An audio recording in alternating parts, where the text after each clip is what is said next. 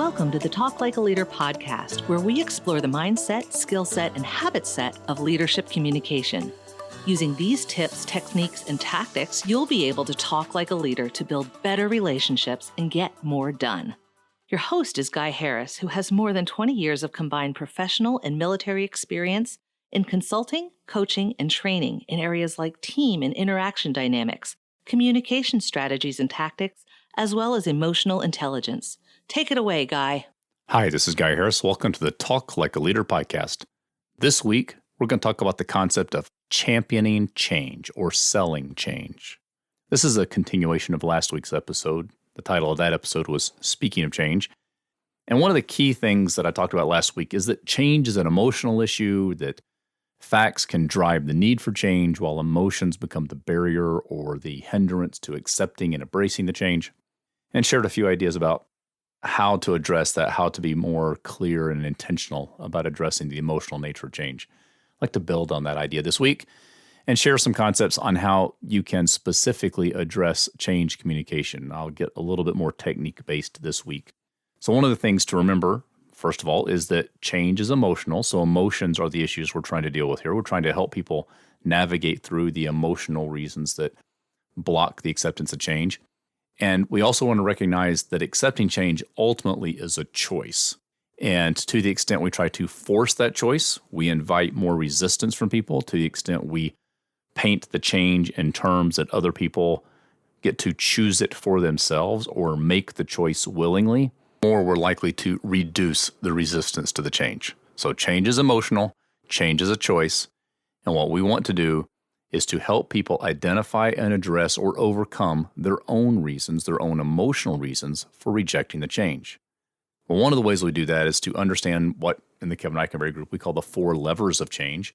We present it as a formula that we say that dissatisfaction times vision times clarity of the first steps has to exceed the perceived cost of the change. So if the combined weight of the degree to which people are unhappy or dissatisfied with their current state times the vision they have of a better future or belief that whatever vision we're painting for them is actually indeed better than the current situation or will resolve the dissatisfaction, combined with the strength and clarity of the first immediate actions we're going to take to move towards this change state.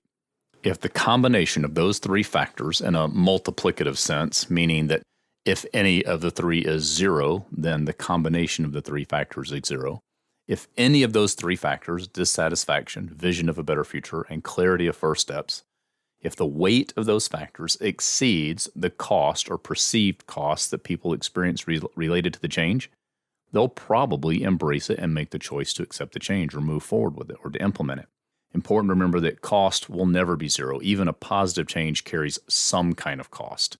It might simply be the cost of losing the comfort I have with my current situation, and still that's a non-zero or a positive cost. So we have a couple of different ways we can go about implementing these factors, and the key is we want to maximize the level of dissatisfaction people have, the clarity of the vision people have, and the simplicity of the first or initiating steps. We also want to be thinking about how to address or resolve, minimize the cost they're going to experience. When you can do that, you're going to move in the direction of people accepting or embracing the change and actually moving forward with it. Now, one of the strategies that is helpful to use is a strategy I call the 2 alternative future strategy.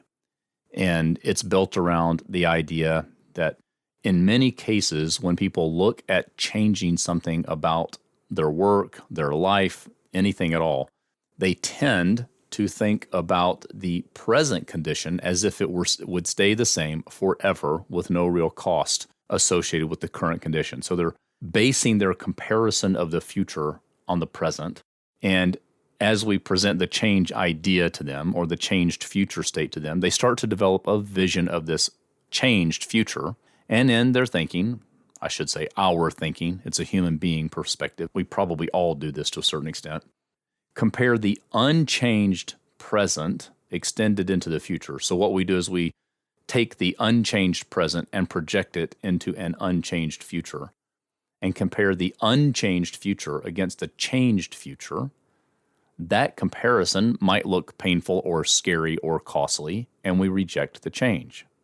And if you think about The reason we tend to change things is because we want a different future. We probably don't like the future we're headed towards if we don't change. I'll take it out of the leadership communication world and think about a situation where you're driving down the road. You drive down the road and there's, say, a right bend ahead of you, a right angle turn.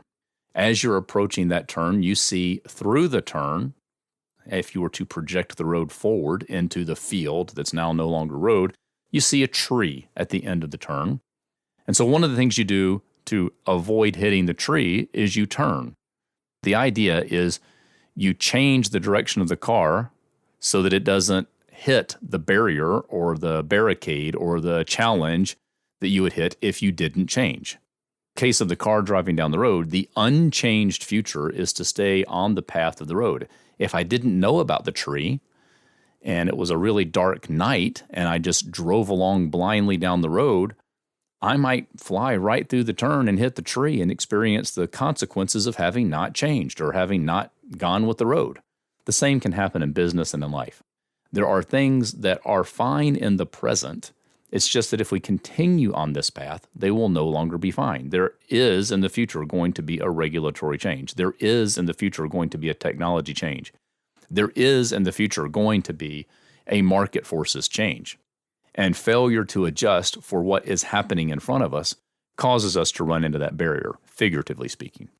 So one of the skills of effective leadership communication to help people see the need for a change is to paint the present forward into the future as if no change happened. Then paint the future picture based on the changed state so that the picture you leave in the other person's mind is a clear comparison of the unchanged future with the changed future. If you've done your homework, you've done your research, you've done your anticipation and planning properly, you probably saw the danger or the challenge of the unchanged future, which is why you want to change in the first place. And you're trying to get the other person to cooperate with you and go along with this change. To paint the picture a little more clearly, I'll use a real example. It happened to occur in an organization that I happened to be part of at one time. And at the time that this situation happened, we had a very old furnace, and I won't go through the whole detail of it, but basically it's in a part of the world that was very, very cold in the wintertime. And the most likely failure time for that furnace would be on a really cold day when the building was unoccupied. The building was unoccupied a good chunk of the week, maybe 70, 80% of the week. So a very high probability failure mode would be when the building is unoccupied on a very cold day. And if the furnace fails on this cold day when the building is unoccupied, the building probably freezes. We get broken pipes and all kinds of water damage. And as leaders in the organization, we did some projecting forward. What happens if we run into this situation? We spoke with some contractors, with some heating and ventilation contractors, tried to understand what are the implications, what would it take to recover from this, what's the timeline, and because of the size of the building and the location of some of the plumbing and the type of carpet and wall coverings and the whole list of things that goes with it, it was probably going to be about $150,000 impact if we had a worst case heating system failure. Well, we didn't really like that idea. So we then did some cost analysis and spoke with some contractors on what would it take us to switch to a new system. And the whole system implementation would fix the problem with the potential failure of the heater because it was such an old heater. It would give us a new, more modern technology heater, less likely to fail. It would give us a system that had some backup with it so that if one system failed, the whole thing didn't fail. And it actually, as a byproduct, fixed the air conditioning system at the same time. So we'd fix both the heating system and the air conditioning system with one simple solution. And unfortunately, the heating solution we wanted to implement would cost about $100,000. Well, this is a nonprofit organization, and so in order to change the heating system, we have to ask people to give us money. We have to ask people for permission to use money in reserve and probably to give some more money, those kind of things. If you think about going to people and saying, we want to spend $100,000, in their mind, they don't know the challenges we're facing. They don't understand what's likely to happen in the future. They don't know what we're having to do as leaders in the organization to keep the furnace operating or to keep the heat on in the building. So what they hear, if I just say, go to them and say, we need to spend $100,000, what they hear is $100,000 compared to zero. The unchanged future, meaning zero, there's no additional cost with the current situation, compared to the changed future, which is a $100,000 expenditure. Based on that comparison, they would say no. If, on the other hand, I paint a picture for them, if we don't change, if we continue forward with our current situation, there is a likely day in our future when this event happens. When this event happens, it's likely to cost us something like $150,000. So I paint the present situation forward and then paint the changed future for them. So the comparison becomes not $100,000 compared to $0. It's $100,000 compared to $150,000. Both of those events some point in the future. With that comparison in mind, people say, well, absolutely, we should spend $100,000 because we don't want to spend $150,000. Well, here's the idea. By painting two alternative futures, you help address the idea that most people compare the unchanged present with the changed future, and by that comparison, the future probably loses. If you can learn how to paint the present forward into the future and shift people's focus to the unchanged future compared to the changed future, probably you're going to address many of the emotional barriers they face. You're going to create dissatisfaction with the present by painting a dissatisfying future.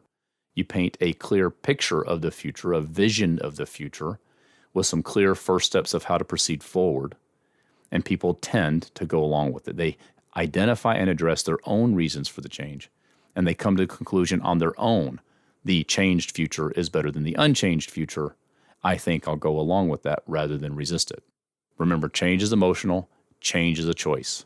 Remember to paint the unchanged present into the future so that people see the problem with the unchanged future, and then to paint a picture of the changed future, which hopefully is a better outcome. It improves the odds that people will buy into your vision of the future and embrace the change. If you will do that, you can talk like a leader.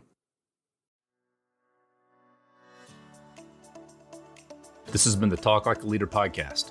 You can listen to this show every week wherever you get your podcast. If you haven't, be sure to subscribe so you never miss an episode. I'm Guy Harris, and thanks for listening.